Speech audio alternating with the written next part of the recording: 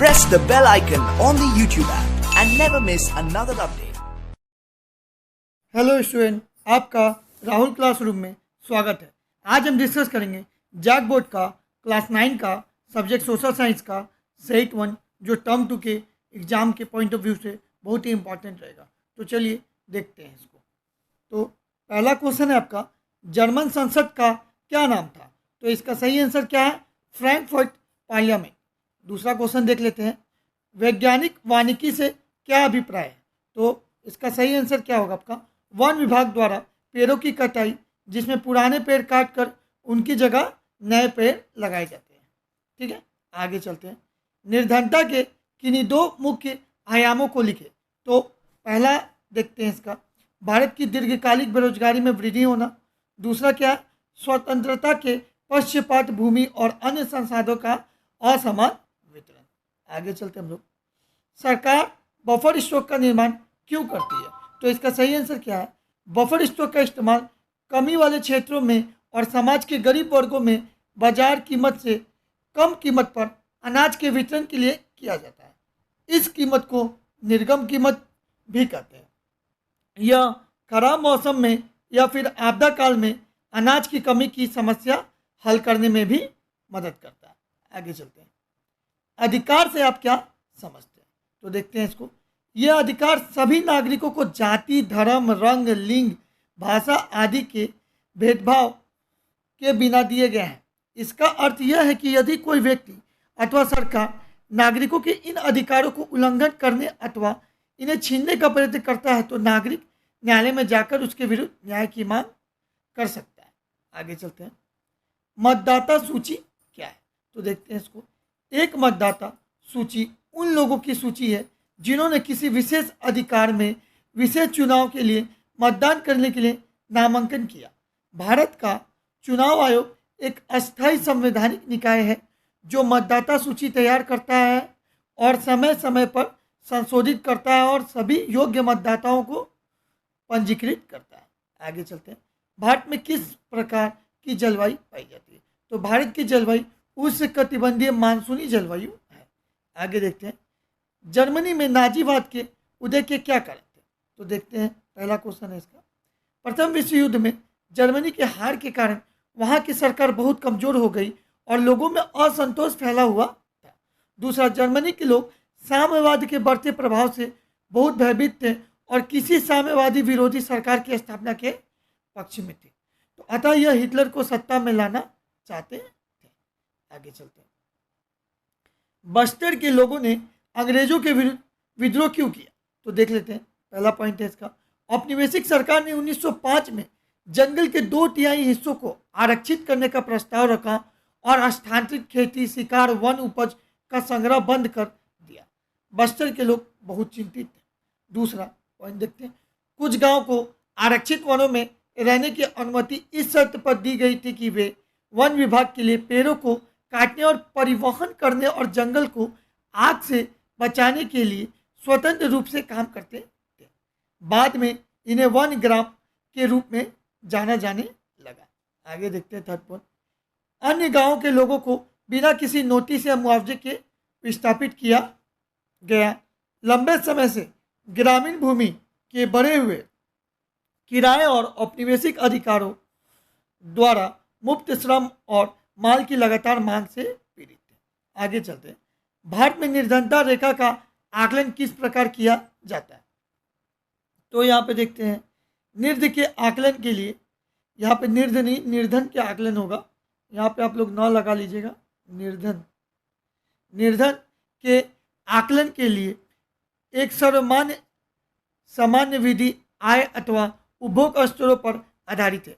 किसी व्यक्ति को निर्धन माना जाता है यदि उसकी आय या उपभोग स्तर किसी को न्यूनतम स्तर से नीचे गिर जाए जो मूल आवश्यकताओं के एक दिए हुए समूह को पूर्ण करने के लिए आवश्यक है। दूसरा पॉइंट देख लेते हैं, भारत में निर्धनता रेखा का निर्धारण करते समय जीवन निर्वाह के लिए खाद्य आवश्यकता, कपड़े, जूती, ईंधन और प्रकाश, शैक्षिक एवं चिकित्सा संबंधी आवश्यकता आदि पर विचार किया जाता है। आगे देखते हैं हम लोग, थर्ड पॉइंट, निर्धनता रेखा का आकलन करते समय खाद्य आवश्यकता के लिए वर्तमान सूत्र वांछित कैलोरी आवश्यकता पर भी आधारित है। भारत में स्वीकृत कैलोरी आवश्यकता ग्रामीण क्षेत्रों में 24 कैलोरी प्रति व्यक्ति प्रतिदिन एवं नगरीय क्षेत्रों में 2100 कैलोरी प्रति व्यक्ति प्रतिदिन है। उदाहरण स्वरूप वर्ष 2000 में किसी व्यक्ति के लिए निर्धनता रेखा का निर्धारण ग्रामीण क्षेत्रों में 454 प्रति माह किया गया था। आगे देखते हैं हम लोग। भारत खाद्य निगम किसानों से अनाज कैसे खरीदता है, तो देखते हैं।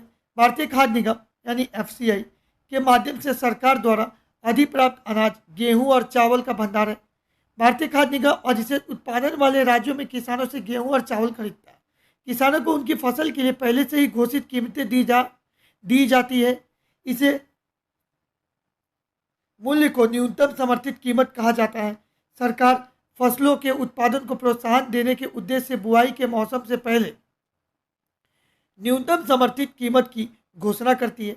खरीदे हुए अनाज को खाद्य भंडारों में रखा जाता है। ऐसे कमी वाले क्षेत्रों में और समाज के गरीब वर्गों में बाजार कीमत से कम कीमत पर अनाज के वितरण के लिए किया जाता है। इस कीमत को निर्गम कीमत भी कहते हैं। आगे देखते हैं। चुनाव को लोकतांत्रिक मानने का विभिन्न आधार क्या है, तो पहला पॉइंट देखिए, हर किसी को चुनाव करने की सुविधा हो, यानी हर किसी को मताधिकार हो और हर किसी के मत का सम्मान मोल हो। दूसरा देखते हैं, चुनाव में विकल्प उपलब्ध हो, पार्टी और उम्मीदवारों को चुनाव में उतरने की आज़ादी हो और वे मतदाताओं के विकल्प पेश करें। तीसरा देखते हैं, चुनाव का अवसर नियमित अंतराल पर मिलता रहे, नए चुनाव कुछ वर्षों में जरूर कराए जाने चाहिए। चौथा देख लेते हैं, लोग जिसे चाहें वास्तव में चुनाव उसी का होना चाहिए। पांचवा देखिए, चुनाव स्वतंत्र और निष्पक्ष ढंग से कराए जाने चाहिए, जिससे लोग सचमुच अपनी इच्छा से व्यक्ति का चुनाव कर सके। आगे देखते हैं 13 नंबर क्वेश्चन, संवैधानिक उपचार का अधिकार से आप क्या समझते हैं, तो मौलिक अधिकारों की रक्षा हेतु भारतीय नागरिकों को संवैधानिक उपचारों का अधिकार प्रदान किया गया है। इस अधिकार का तात्पर्य यह है कि यदि राज्य या केंद्र सरकार नागरिकों को दिए गए मौलिक अधिकारों को किसी भी प्रकार से नियंत्रित करने का प्रयास करती है या उनका हनन करती है, तो उसके लिए उच्च न्यायालय या उच्चतम न्यायालय में सरकार की नीतियों अथवा कानूनों के विरुद्ध अपील की जा सकती है। आगे चलते हैं हम लोग। भारत की जलवायु को प्रभावित करने वाले कौन से कारक हैं, तो देखते हैं। पहला तो हो गया आपका स्थिति एवं अक्षांशीय विस्तार, दूसरा हो गया समुद्र से दूरी, तीसरा हो गया उत्तर पर्वतीय श्रेणियाँ, चौथा स्थलाकृति, पांचवा मानसून पवने और छठा ऊपरी वायु परिसंचरण। आगे चलते हैं। युद्धों से जंगल क्यों प्रभावित होते हैं, युद्ध, पहला पॉइंट देख लेते हैं। युद्ध की जरूरतों को पूरा करने के लिए लकड़ी की मांग बढ़ जाती है और अधिक से अधिक वन काटे जाते हैं। दूसरा पॉइंट, युद्ध में विशाल वन क्षेत्र अग्नि की भेंट चढ़ जाते हैं।